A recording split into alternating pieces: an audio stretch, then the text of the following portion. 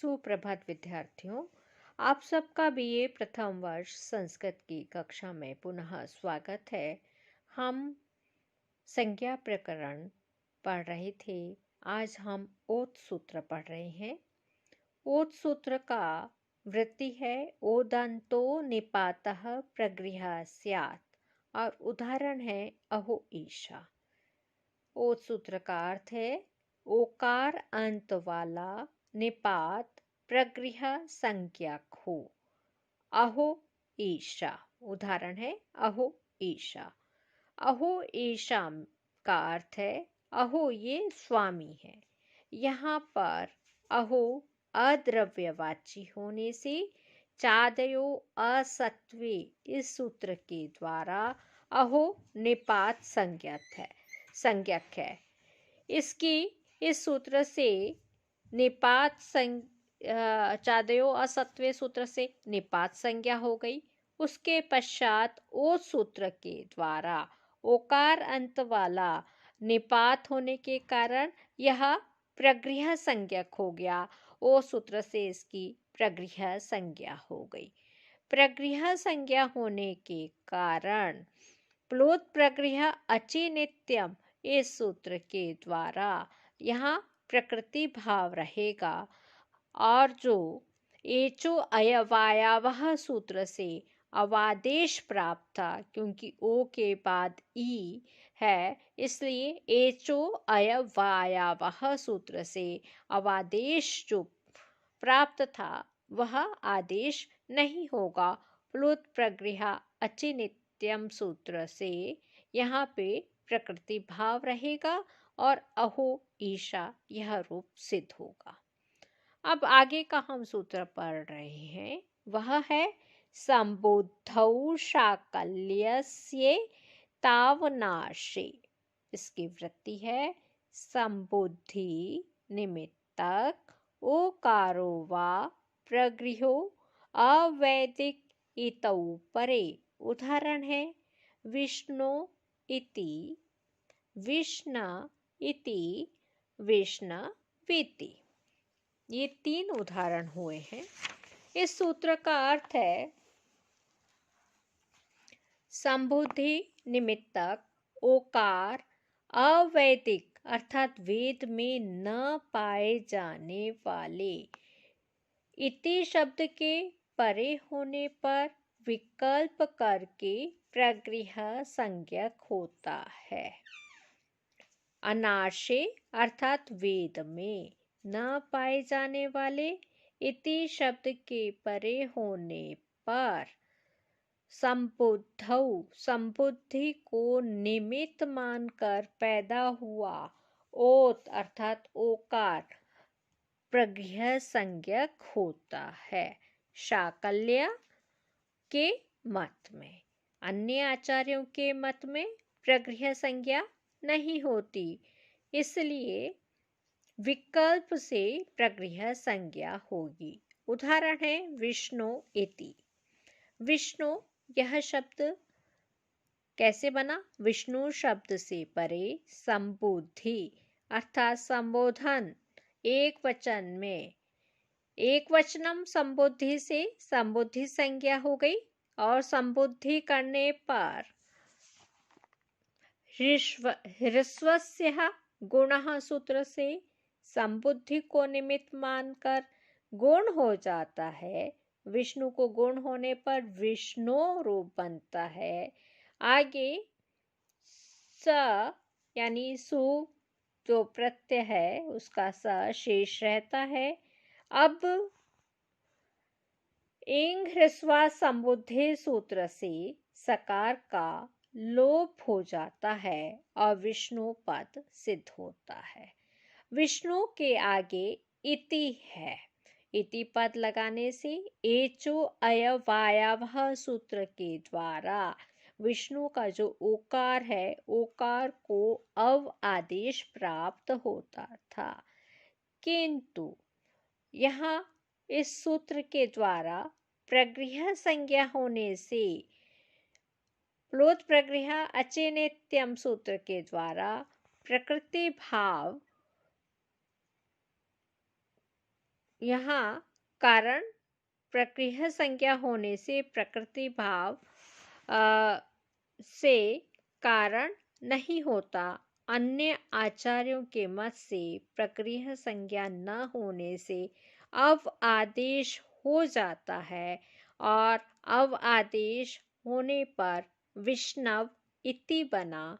अब इस दशा में पदांत वकार का लोपः शाकलस्य सूत्र से वैकल्पिक लोप हो जाता है और लोप होने पर विष्णु इति, जहाँ वकार लोप असिद्ध हो जाता है होने से गुण नहीं होता, वहाँ पे विष्णु इति रूप बनता है। और लोप के अभाव पक्ष में जहाँ वकार का लोप नहीं होता वहाँ पर विष्णविति रूप सिद्ध होता है। इस तरह से यह 3 रूप बनते हैं। एक रूप है विष्णु इति, दूसरा रूप है विष्णु इति और तीसरा रूप है विष्णविति। पुनः देखिए, पहला रूप विष्णु इति, दूसरा रूप विष्णु इति, तीसरा रूप विष्णविति। संबुद्धो शाकलस्य ताव अनाशे। संबुद्धि निमित्तक ओकारो वा प्रगृहो अवैदिक इतौ परे। अर्थात इसका अर्थ है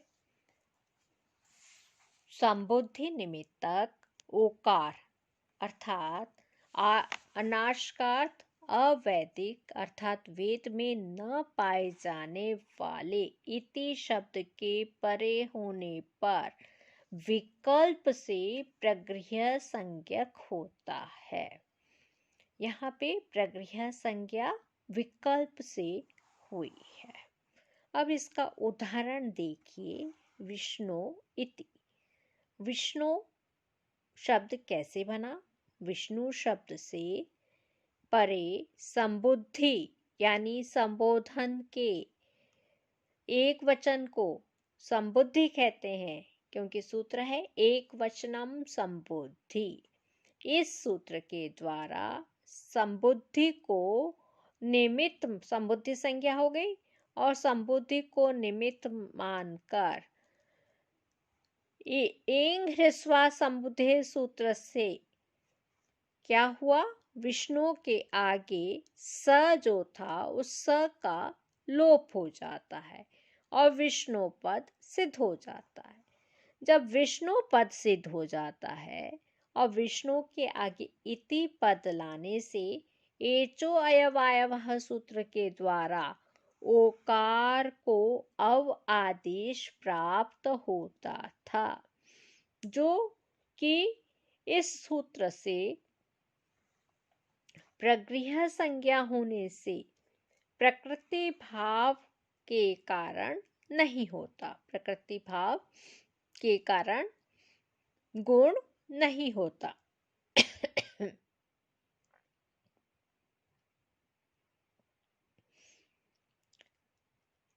अन्य आचार्यों के मत में प्रगृह्य संज्ञा न होने से क्योंकि प्रगृह्य संज्ञा विकल्प से हुई है, जहाँ पे प्रगृह्य संज्ञा नहीं होती है वहाँ पे एचो अयवायवः सूत्र से अव आदेश प्राप्त होता है और अव आदेश प्राप्त होने पर ओ को जब अव आदेश प्राप्त हो जाता है तब रूप बनता है विष्णव इति।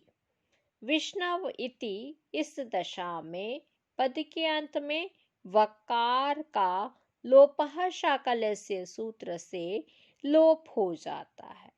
जब लोपः शाकल्य सूत्र के द्वारा लोप हो जाता है तो स्थिति बनती है विष्णु इति।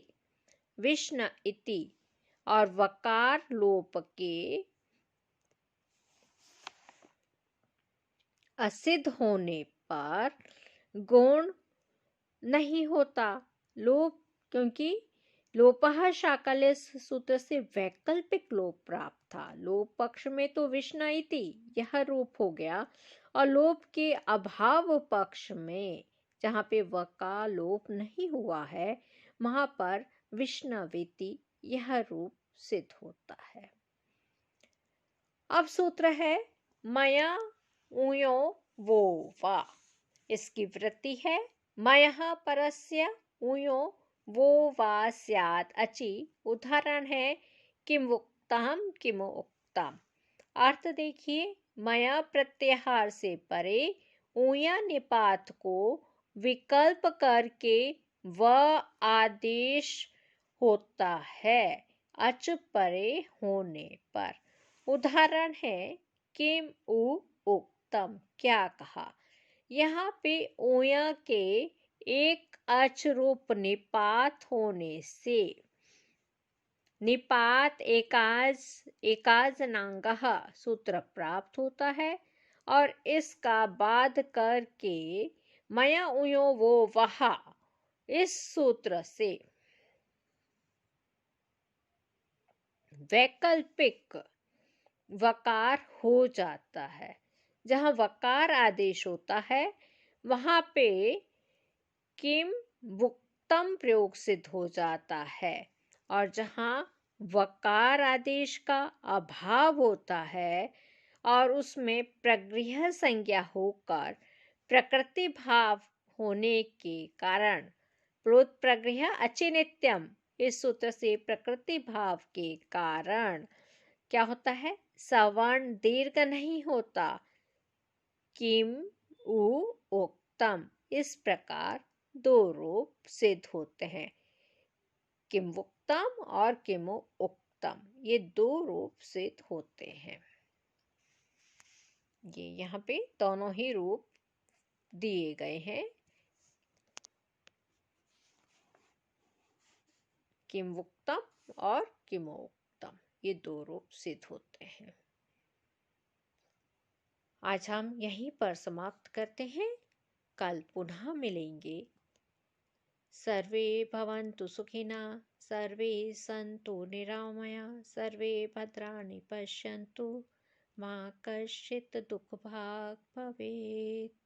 ॐ शान्तिः शान्तिः शान्तिः।